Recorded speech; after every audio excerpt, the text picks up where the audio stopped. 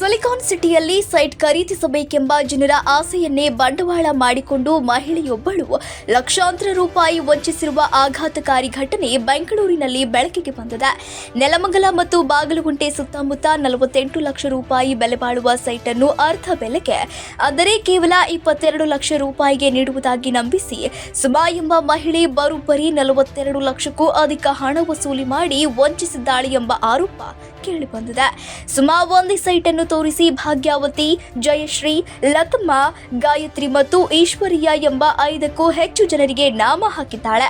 ತಾನು ದೊಡ್ಡ business women ಎಂಬಂತೆ ಐಷಾರಾಮಿ ಮನೆ, ಸೈಟುಗಳನ್ನು ತೋರಿಸಿ ಜನರನ್ನು ನಂಬಿಸುತ್ತಿದ್ದ ಈಕೆ ಹಣ ಪಡೆದ ಬಳಿಕ ಸೈಟ್ ಅನ್ನು ನೀಡದೆ ಹಣವನ್ನು ಹಿಂದಿರುಗಿಸದೆ ಎಸ್ಕೇಪ್ ಆಗಿದ್ದಾಳೆ ಎಂದು ವಂಚನೆಗೊಳಗಾದ ಸಂತ್ರಸ್ತರು ಅಳಲು ತೋಡಿಕೊಂಡಿದ್ದಾರೆ. ಸದ್ಯ ವಂಚನೆಗೊಳಗಾದ ಸಂತ್ರಸ್ತರು ಬೆಂಗಳೂರಿನ ಬಾಗಲಗುಂಟೆ ಪೊಲೀಸ್ ಠಾಣೆಯಲ್ಲಿ ದೂರು ನೀಡಿದ್ದು, ಪ್ರಕರಣ ದಾಖಲಿಸಿಕೊಂಡಿರುವ ಪೊಲೀಸರು ತಲೆಮರೆಸಿಕೊಂಡಿರುವ ಕಿಲಾಡಿ ಲೇಡಿ ಸುಮಾ ಪತ್ತೆಗಾಗಿ ತೀವ್ರ ಹುಡುಕಾಟ ನಡೆಸುತ್ತಿದ್ದಾರೆ. ನಮಸ್ತೆ ಬಂಧುಗಳೇ, ಇವತ್ತು ಬಾಗಲಗುಂಟೆ ಪೊಲೀಸ್ ಠಾಣೆ ಹತ್ರ ನಾವಿದ್ದೀವಿ. ಇವತ್ತು ಇವರೇನು ಮಹಿಳೆ ಮತ್ತು ಇವರು ಏನು ಬೀದಿ ಬದಿ ವ್ಯಾಪಾರ ಮಾಡ್ತಾರೆ, ಇವರೇನು ರಿಯಲ್ ಎಸ್ಟೇಟ್ ಮಾಡ್ತಾರೆ, ಎಲ್ಲ ನೊಂದೋಗಿರೋರು. ಏಕೆ ಅಂದರೆ ಸುಮಾ ಅನ್ನೋ ಲೇಡಿ ಸುಮಾರು ಏನಿಲ್ಲ ಅಂದರೆ ಇವರಿಗೆ ಒಂದು 50 ಲಕ್ಷ ತನಕ ವಂಚನೆ ಮಾಡೋರೆ. ಯಾವ ರೀತಿ ಅಂದರೆ ಇವ್ರಿಗೆ ಸೈಟ್ ಕೊಡಿಸ್ತೀನಿ, ಇವರಿಗೆ ನಿಮಗೆ ಚೀಟಿ ಹಾಕಿಸಿ ಒಂದು 10 ಲಕ್ಷ ಲಾಸ್ ಮಾಡೋರೆ. ಇವರಿಗಂತೂ ಮನೆ ಕೊಡ್ತೀನಿ, ಲೀಸಿಗೆ ಮನೆ ಕೊಡ್ತೀನಿ ಅಂದ್ಬಿಟ್ಟು ಮನೆ ಕಟ್ಟೋ ಟೈಮಲ್ಲಿ ಒಂದು 14 ಲಕ್ಷ ವಂಚಿಸೋರೆ.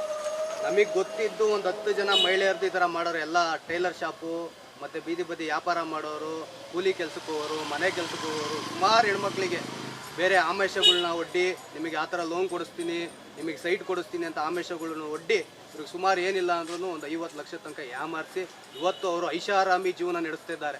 ಹೇಗೆ ಅಂದರೆ ಇದೇ ಮಂಜುನಾಥ್ ನಗರದಲ್ಲಿ 3 ಅಂತಿನ ಮನೆ ಕಟ್ಟವ್ರೆ ಇವ್ರ ದುಡ್ಡಲ್ಲಿ. ಪಾಪ ಇವರು ಸುಮಾರು ಒಂದು ವರ್ಷದಿಂದ ವಿಪರೀತ ಹೋರಾಟ ಮಾಡ್ತವ್ರೆ. ಅಲ್ಲೋಗೋದು ಇಲ್ಲೋಗೋದು, ಅವ್ರ ಕಾಲಿಗೆ ಬೀಳೋದು, ಯಾರ್ಯಾರ ಕಾಲಿಗೆ ಬಿದ್ರೂ ಆ ಎಮ್ಮನ್ನ ಅಳ್ಳಾಡ್ಸೋಕ್ಕಾಗ್ತಲ್ಲ ಈ ಭಾಗದಲ್ಲಿ. ನಾವು ಕೊನೆಯದು 15 ಕಾಲ್ ಬರ್ತಾವೆ ಹೆಣ್ಮಕ್ಳ ಕಡೆಯಿಂದ. ಇನ್ನೂ ನಾವು ಹೋಗಿದ್ದೀವಿ ಸರ್, ಮೋಸ ನಾವು ಹೋಗಿದ್ದೀವಿ, ನಮ್ಮ ಗಂಡಂದರಿಗೆ ಗೊತ್ತಾದರೆ ನಮ್ಮನ್ನೆಲ್ಲಿ ಹೊಡಿತಾರೆ ಬಡಿತಾರೆ ಅನ್ನೋದಕ್ಕೆ ಅವ್ರು ಆಚೆ ಬರ್ತಾ ಇಲ್ಲ. ಈ ಥರ ಮಹಿಳೆಗೆ ಸಪೋರ್ಟ್ ಮಾಡ್ಕೊಂಡು ಪ್ರಭಾವಿ ವ್ಯಕ್ತಿಗಳಿಗೆ ನಾನು ಹೇಳೋದಿಷ್ಟೇ, ನೀವು ಜನಪ್ರತಿನಿಧಿಗಳಾಗಿ ನೊಂದೋರ್ ಪರ ಕೆಲಸ ಮಾಡಬೇಕು. ನಾವು ಇವತ್ತು ನೊಂದೋರ್ ಪರ ನಾವು ಧ್ವನಿ ಎತ್ಕೊಂಡು ಬಂದಿದ್ದೀವಿ ಅಂದರೆ ಸಂಘಟನೆ ಇರೋದ ಕಾರಣಕ್ಕೆ ಅವ್ರು ಬರ್ತಾರೆ ಧೈರ್ಯವಾಗಿ. ಇಲ್ಲ ಅಂದರೆ ನಿಮ್ಮ ತಗ ಬರ್ತಾರೆ, ನೀವು ಬಂದರೆ ಅವ್ರಿಗೆ ನ್ಯಾಯನೇ ಕೊಡಲ್ಲ. ನೀವು ಹೋಗಿ ಅಂತ ಅವ್ರ ಮೇಲೆ ಹೋಗಿ ನೀವು ಅಲ್ಲೋಗಿ ನೋಡಿ ಅಂತೀರಾ, ಇಲ್ಲಿ ಬಂದರೆ ಬೇರೆ ಥರ.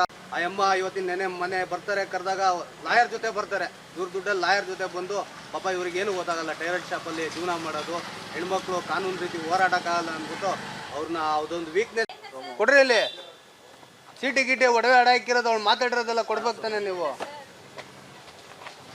ಸಾಹೇಬ್ರು ಅದನ್ನ ಹೇಳ್ತಾರೆ, ನಮಗೆ ಸಾಕ್ಷಿ ಇಲ್ದಿದ್ದು ನಾವು ಹೆಂಗೆ ಅರೆಸ್ಟ್ ಮಾಡೋಣ ಅಂತ.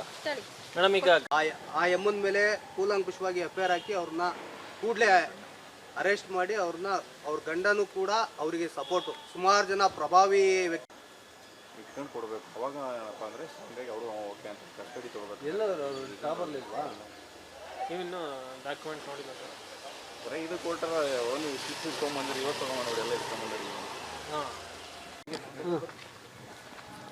ಮತ್ತೆ ಹಂಗೆ ವಾಪಸ್ ಬರ್ಬೇಕು.